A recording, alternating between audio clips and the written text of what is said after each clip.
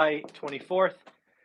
And just want to let you know about a couple of things. First and foremost, 7 a.m. this morning, a buddy of mine out in Fresno, Michael Butler, shout out Mr. Butler, put up a walkthrough of probably one of the most disgusting houses I have ever seen. If you ever wondered what investors do, this is what investors do. They take this dump that should be scraped. They're going to dump about $100,000 into it, and they're going to make it a first-time homeowner home. So if you want to see what the worst house I've ever seen looks like, there's a playlist called Walkthroughs. It actually went live on my channel at 7 a.m. Second, the most important video this channel has ever done, and we have done a lot, 7,000 plus, is going live today at 9 a.m. At 9 a.m. today, you are going to get 100 minutes of house hacking. House hacking is something that everyone should consider doing early in life. It's something you need to do if you want the cheat code to wealth. It's something that I think too many people poo-poo, not realizing that it will turbocharge your life. In that video, you are going to hear about somebody who is a single parent, 3 kids, making $17 an hour, who became financially free in 8 years. In addition, you will hear from somebody who is a 9th grade dropout, who has built a portfolio of over 100 units by house hacking. If you know of anybody in high school, college, send them this video. My one regret is I didn't house hack at 20. It is game changing. It just is. And let's not forget, Anna Kelly, our Wednesday expert, multimillionaire, said her best financial decision was selling the big Houston house and buying a 4-plex in Pennsylvania so that she could house hack. It allowed her family to survive the 2008 or Great Recession. Shout out Matt and Dion again for giving us 100 minutes of their time Saturday morning. It should be shared. It should be celebrated. These two guys, this story should be celebrated. Getting on the property ladder any way, anyhow, with house hacking, having your tenants whack your biggest expense. This is how you do it, folks. You don't become a stimulus baller and waste money. You sacrifice. You get uncomfortable for a little while. And then you could quit your job like Dion did recently. And Matt, someday. Anyways, folks, that video goes live at 9 a.m. It is the most important video we have done out of the 7,000. I hope it goes viral. I hope people really appreciate. They should give it a shot. They should take a look at it. And to all of my students who were on the call yesterday, thank you. It was your questions, your interest that made that video valuable. Thank you for being a part of One Rental at a Time. Thank you for allowing us to have time on Saturday. And thank you for allowing us to help this entire YouTube world. So good job. Next week has lots of important stuff. If you want to see the list of companies and all the economic reports, watch yesterday's daily financial news, the 23rd. I'm just going to go over the highlights because there is so much to talk about. Here are the highlights for me. First, unemployment. That Thursday report, that weekly unemployment claims, that is going to start to become important. We haven't talked about it in quite a while, but it is trending up. It is up, I think, 5 or 6 weeks in a row. It is eventually going to become important, and if it starts to tick over 300,000, that will get people's attention. So Thursday is important. Q2 GDP. Q2 GDP. If it goes negative, watch the media go bonkers. Recession, recession, recession. It's official, it's official. No, it's not. That's a rule of thumb. The Bureau of Economic whatever will call it later, and I give it a big fat no. First time since 1947, 2 negative quarters would not be called a recession. I believe the recession started July 1st. I believe it will be real estate related. and we'll see what they say next year. In addition to that, we have the Fed rate increase. I think we can basically agree. Most of us think they're doing 75. Lots of us want them to do 100. They won't meet again till September. So to me, it's the Q&A. I personally believe my crystal ball, my broken crystal ball, says they're doing 75. But I want to hear about September. I want you to tell us what you were thinking. They're going to have multiple economic reports. And yes, folks, the call for the Fed to pause, a la Cathie Wood, is starting to build up for September. More and more analysts somehow see a pause in September. I don't know. I don't see it. But again, how else could you explain the 10-year note? The 10-year note, I think I said yesterday, was at 2.81. I was wrong. It's at 2.75. The 10-year note's at 2.75. And we have a Fed rate next Wednesday. That is that. And again, the bond market is 40 times bigger than the stock market. The smart money, the deep money, whatever you want to call it, let me just say they don't believe the Fed. On top of that, we have new home sales. I think new home sales come out Tuesday. It might be Wednesday. New home sales are going to be bad, bad, bad. But how bad? Are they going to be 5% bad? 8%? Double digits? I'm going double digits. It's going to be ugly. Again, housing is going to cause the next recession, or the recession we are in. New home sales down double digits. My wild guess. Earnings front, we got Apple and Google. Apple, I believe, is at least in the States, the most valuable company. Apple generally doesn't give lots of guidance, but I think Apple's earnings are going to be interesting. They'll likely talk about China and shutdown in manufacturing. I think if we are in a worldwide recession, excuse me, if we're in a worldwide recession, you would think phone sales would be hurt.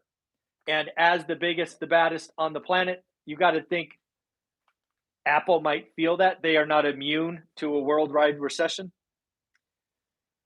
And then it's consumer confidence and then consumer sentiment. Something we all need to appreciate is consumers, all by ourselves, can cause a recession. If we all pull back at the same time, a recession is guaranteed. So we will be looking for consumer sentiment, how I feel, consumer confidence. Are you going to be spending money? What's going on? Very, very important topics this week.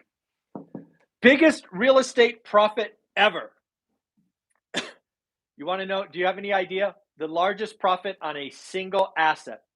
One asset. We're not talking selling a portfolio. We're talking about selling one piece of real estate. Blackstone. If you've heard me talk about Blackstone, you know I often call them the best real estate investors on the planet. Blackstone bought the Cosmopolitan in Las Vegas for $1.73 billion. That's with a B. In 2014. 8 years later,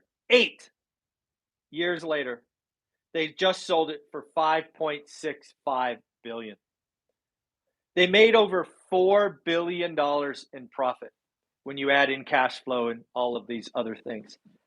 One asset, $4 billion. On top of that, what did they make? 1, 2, 3, 4. They made about 150% on the purchase price. Folks, that is inflation being your friend. That is being a good operator. Shout out Blackstone. Yeah, 5.65. Woo, crazy. On the other side, so there's Blackstone, now BlackRock. You think these guys would get different names, right? Blackstone, BlackRock.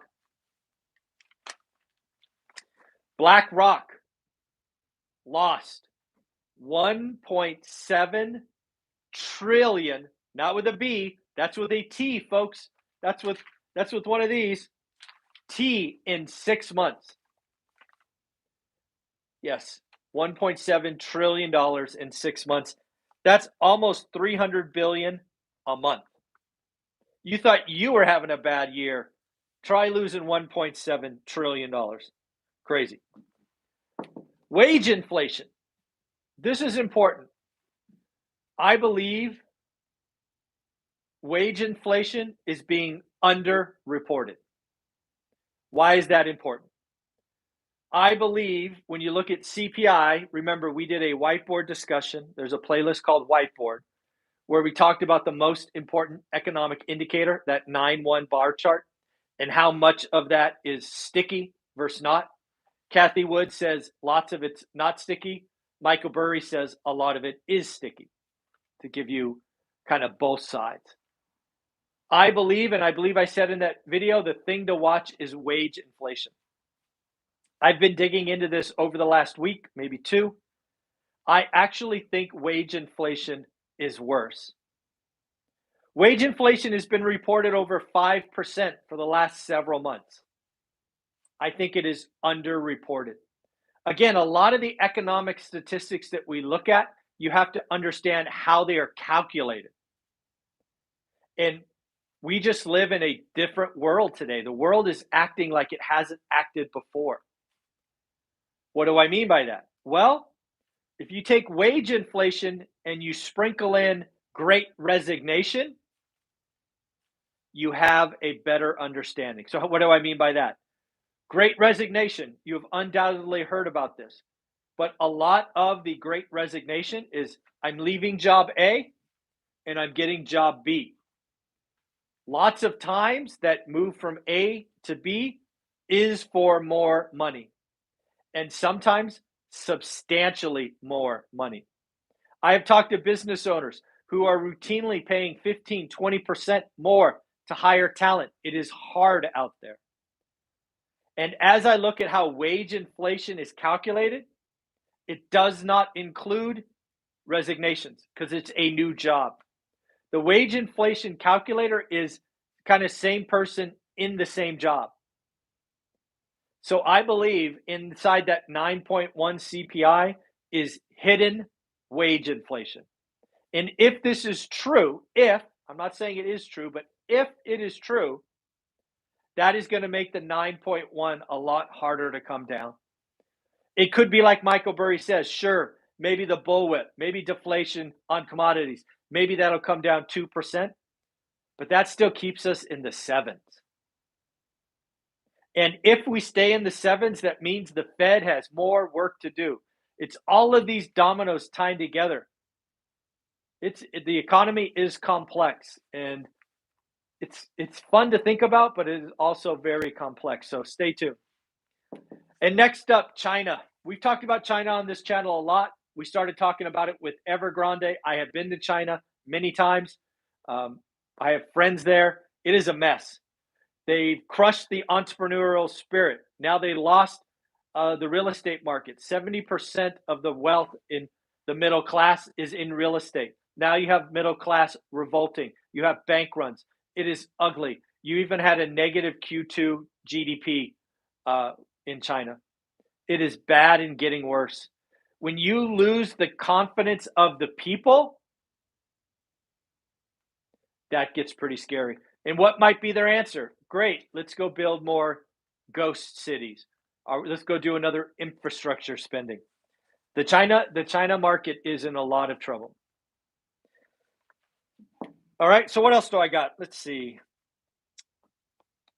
Oh, Amazon. Amazon is buying One Medical for $4 billion. Amazon definitely is trying to get into more profit centers, which I thought was interesting. Foot traffic at dollar stores is up. Again, we're starting to see people cut back, make choices.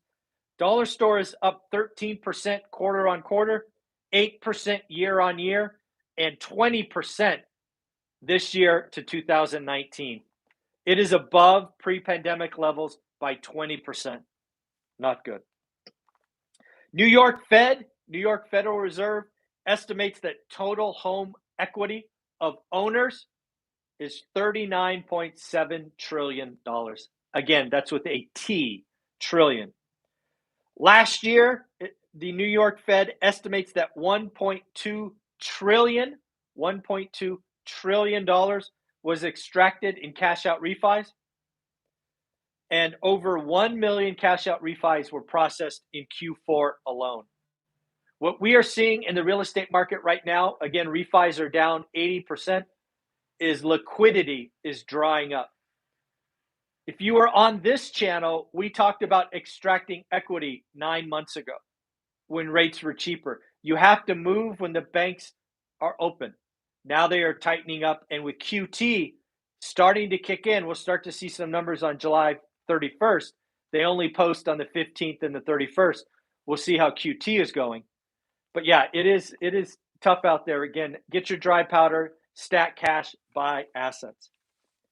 And then as we get ready for what is coming, right? Good times never last, bad times never last. I want to remind you what we have been talking about for 6 months. Stack cash, get ready to buy assets on sale. Work on yourself. Work on yourself. Skill up. For me, communication, speech, whatever you want to call that, public speaking was important. What is it for you? Skill up. Become more valuable.